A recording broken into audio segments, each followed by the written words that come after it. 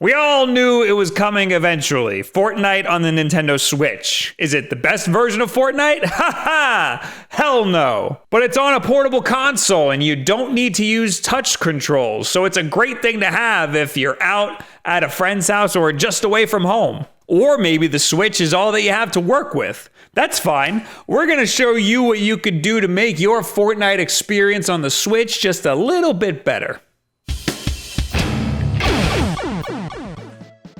There's a lot wrong with the tiny buttons on the Joy-Con. They work great for some games, and they work great when you're playing with just one Joy-Con, but for a competitive shooter like Fortnite, they're just not gonna cut it. Not even in portable mode. The Pro Controller is usually a great solution. The buttons are much bigger, the whole thing is much more comfortable, but for Fortnite, I found it to be really hard and plasticky. The buttons are huge, which is usually good, but I found myself mashing them more than I would have on other consoles. I think it's from all of the time that I've spent playing on PlayStation. Switching to the Pro Controller felt really weird. A way around this is to get a controller adapter, either one of these made by Mayflash or the 8-bit Do wireless controller adapter. Both of these will allow you to use a PS4 controller or a Bluetooth-capable Xbox One controller wirelessly with the Nintendo Switch. The Mayflash adapter also lets you straight up plug in USB controllers if you don't want to deal with wireless syncing issues. Now you can use whatever controller you'd feel most comfortable with. You just have to navigate the menu using muscle memory, which is a little bit harder than you'd expect because on Nintendo, the back button is always B, and on PlayStation, in America anyway, the back button is always circle, so those are flipped and it very much messes with your brain. I'm sure all this talk about Fortnite and Sony and Nintendo has you at the edge of your seat just waiting for me to talk about those Epic account issues. Well, let me tell you a little story. I first downloaded Fortnite way back in the day on my PlayStation 4. I then wanted to play with AJ and he only had an Xbox One, so naturally I downloaded Fortnite on Xbox One. The first thing the game tells you to do is log in with your Epic account, so I did, and BAM!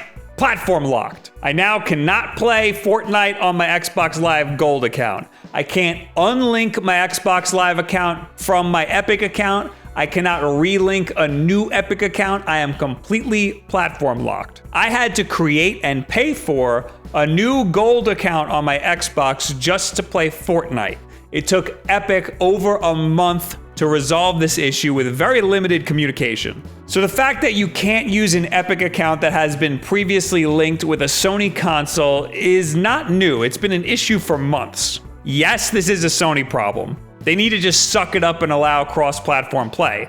But this is also an Epic problem. Either isolate the issue to PlayStation or tell me when I log in on another console that I am going to be platform locked if I already logged in on a Sony console. Do not ruin my experience on other consoles just because Sony isn't playing nice. Epic is not innocent here either. Anyway, the only reason people would be getting the Switch version is if they don't have another console or they just want to play this game portably.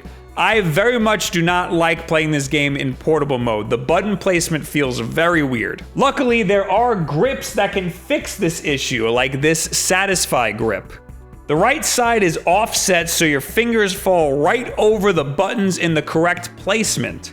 Suddenly, it becomes a lot easier to build and grab weapons. Portability does take a hit with this grip. It's not the easiest thing to throw in your bag. But if you're one of those guys that likes to play in portable mode on your couch, this isn't a bad option.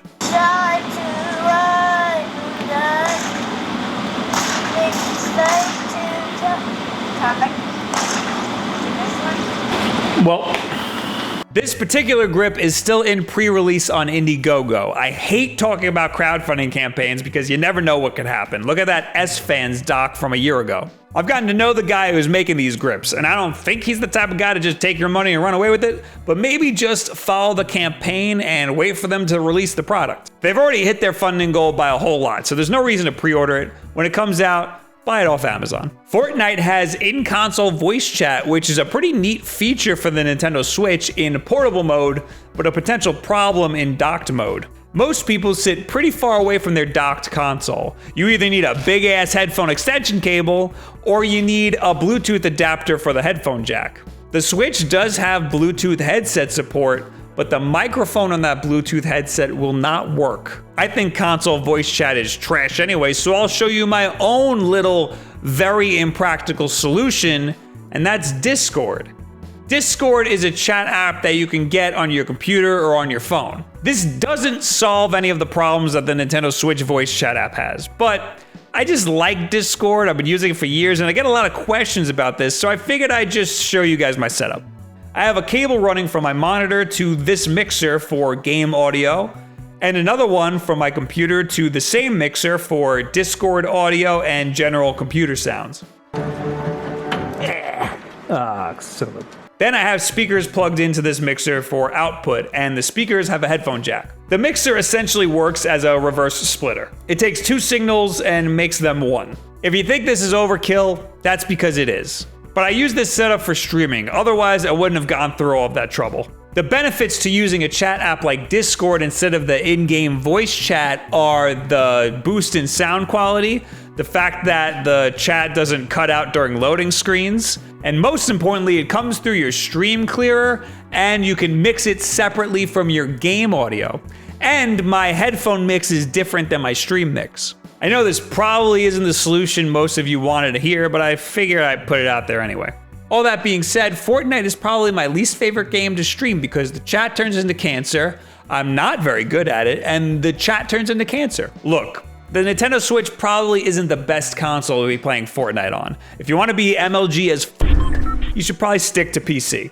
If you want a console that can play with other consoles, get an Xbox One. If you hate yourself, get a PlayStation 4. But if you want to bring Fortnite with you on vacation or to a friend's house where you can set up a quick LAN, then the Switch isn't a bad option. So what do you guys think about all these ways to make your Fortnite experience on the Switch a little bit better? It could also work with other games, but Fortnite's the most pertinent right now, and it's the one where you're gonna be getting this multiplayer shooter experience the most. No one's playing Doom multiplayer.